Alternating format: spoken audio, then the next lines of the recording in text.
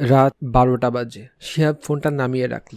মনে হচ্ছে দিনটাই যেন কোথা দিয়ে উড়ে চলে গেল। সকালে ঠিক করেছিল আজ অনেক কিছু করবে, কিন্তু হলো কি, ঘুম থেকে উঠে চা খেলো, ফোন হাতে নিল, নোটিফিকেশন দেখা, একটু স্ক্রল, কেটে গেল ৪৫ মিনিট। একটা কাজ ধরলো, কিন্তু মাঝপথে এক বন্ধু ফোন দিল, আবার মনোযোগ ভেঙে গেল। বিকেলে একটু রিল্যাক্স করতে ইউটিউব খুললো, হালকা একটা ভিডিও দেখতে, কিন্তু ৩ ঘন্টা কই চলে গেল টেরই পেল না। এভাবেই কেটে গেল সারাদিন, কিন্তু তেমন কিছুই করা হলো না। আমাদের সবারও তো এমন হয়, তাই না? সময়ের যেন আমাদের উপর নিয়ন্ত্রণ চলে গেছে। আমরা প্ল্যান করি একরকম, কিন্তু দিন শেষ হলে দেখি কিছুই হয়ে ওঠেনি। কিন্তু কিছু মানুষ এত প্রোডাক্টিভ হয় কিভাবে? তাদের হাতে কি ২৪ ঘন্টার বদলে ৩০ ঘন্টা থাকে? উত্তর একটাই, স্মার্ট টাইম ম্যানেজমেন্ট। আজ বলবো ৬টা সহজ কৌশল, যেগুলো আপনার সময়কে শুধু গুছিয়ে তুলবে না, জীবনটাই বদলে দেবে ইনশাল্লাহ। নাম্বার ১, সালাতকে ভিত্তি বানিয়ে দিন গঠন করুন। আমাদের দিন যদি আমরা সালাতের উপর ভিত্তি করে গুছিয়ে নেই, তাহলে নিজে থেকেই একটা রিদম চলে আসবে। ফজর থেকে জোহরের মধ্যে এটা ব্রেনের সবচেয়ে শক্তিশালী সময়, গুরুত্বপূর্ণ কাজ, পড়াশোনা, প্ল্যানিং করার পারফেক্ট টাইম। জোহর থেকে আসর, অফিস, মিটিং, টিমওয়ার্ক বা বাইরের কাজ করার জন্য উপযুক্ত সময়। আসর থেকে মাগরিব, ব্যায়াম, শরীরচর্চা, হালকা কাজ, পরিবারের সঙ্গে কাটানোর জন্য পারফেক্ট সময়। মাগরিব থেকে ঈশা, সেলফ রিফ্লেকশন, আত্ম উন্নয়ন, বই পড়া, এই ধরনের কাজ করার জন্য ভালো সময়।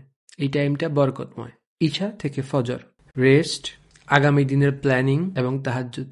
সালাত শুধু ইবাদত না, এটা একটা প্রাকৃতিক টাইম ম্যানেজমেন্ট টুল। এই ৫টা ব্রেক আমাদের দিনকে সুন্দরভাবে ভাগ করে দেয়। তারপর আসি টাইম ম্যানেজমেন্টের 80-20 রুল। বেশি কাজ না, স্মার্ট কাজ। সারাদিন ব্যস্ত থাকার মানে এই না যে আপনি প্রোডাক্টিভ। সাধারণত 80% ফলাফল আসে 20% কাজের উপর ভিত্তি করে। তাই আগে সেই কাজ করুন যেটা আসলে গুরুত্বপূর্ণ। সকালবেলা কঠিন এবং ডিপ ওয়ার্ক সেরে ফেলুন। জরুরি মনে হলেও সব কাজ কিন্তু জরুরি না। সত্যিকার অর্থেই যে কাজগুলো আপনার লক্ষ্য পূরণের সহায়ক, সেগুলো আগে করুন। হ্যাসেলস কাজ কমান, ইম্প্যাক্টফুল কাজ বাড়ান। ৩ নাম্বারে টাইম ম্যানেজমেন্টের যে টেকনিকটা নিয়ে কথা বলবো, সেটা হচ্ছে ব্যাচিং টেকনিক। একরকম কাজ একসাথে রাখা। আমাদের ব্রেন এক কাজ থেকে অন্য কাজে লাফ দিলে টাইম নষ্ট হয়। ইমেইল চেক, মেসেজ রিপ্লাই, এগুলো দিনের একটা অংশে করুন, সারাদিন ধরে নয়। ফোন কল সব একসাথে করুন, বারবার না। পড়াশোনা বা কন্টেন্ট ক্রিয়েশনের জন্য নির্দিষ্ট ব্লক টাইম সিলেক্ট করুন। ব্যাচিং করলে একদিকে ফোকাস ধরে রাখা যায়, অন্যদিকে সময়ও বাঁচে। টাইম ম্যানেজমেন্টের জন্য ৪ নম্বরে যে টেকনিকটা নিয়ে কথা বলবো, সেটা হচ্ছে ২ মিনিট রুল। এখনই করে ফেলুন। যদি কোনো কাজ ২ মিনিট বা তার কমে করা যায়, তাহলে তা সাথে সাথে করে ফেলুন। যেমন একটা মেইল রিপ্লাই দেওয়া, ডেস্ক গুছিয়ে ফেলা, কোনো টু ডু লিস্ট করে ফেলা। এগুলো জমিয়ে রাখবেন না, অমনি চট করে ফেলুন। এতে ছোটখাটো পেন্ডিং কাজের চাপ আর বাড়বে না। টাইম ম্যানেজমেন্টের ৫ নাম্বার যে স্ট্র্যাটেজি নিয়ে কথা বলবো, সময় কে চুরি করে সেটা ধরুন।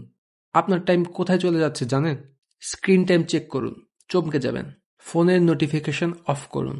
একটার পর একটা ভিডিও না দেখে সময় বেঁধে দিন। জাস্ট 5 মিনিট বলে ঢুকেন আর বের হতে 30 মিনিট লেগে যায়? তাহলে টাইম লিমিট সেট করুন। স্মার্টফোন আপনাকে ব্যবহার করবেন নাকি আপনি স্মার্টফোনকে ব্যবহার করবেন, সেটা আপনাকে ঠিক করতে হবে। টাইম ম্যানেজমেন্টের ৬ নাম্বার যে কৌশলটা নিয়ে কথা বলবো, সেটা হচ্ছে রাতের রিফ্লেকশন।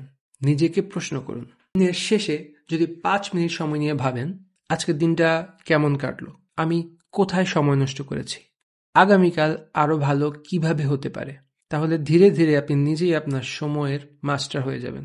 রাতের রিফ্লেকশন, প্ল্যানিং এবং দোয়া, এটাই পরের দিনের সাফল্যের চাবিকাঠি। এখনই শুরু করুন। আল্লাহ বলেছে, সময়ের কসম, মানুষ আসলেই ক্ষতিগ্রস্ত, তবে তারা নয় যারা ঈমান আনে, সৎকর্ম করে, অর্থাৎ যে সময় যে কাজ করা উচিত সেই কাজটিই করা, এবং সত্য ও ধৈর্যের দিকে একে অন্যকে উপদেশ দেয়। আপনি যদি চান সময় আপনার জীবন থেকে পালিয়ে না যায়, তাহলে সালাতকে ভিত্তি করে দিনটা সাজান। সবচেয়ে গুরুত্বপূর্ণ 20% কাজ প্রায়োরিটি দিন। সময়ের চোর ধরুন, অনর্থক ব্যস্ততা কমান।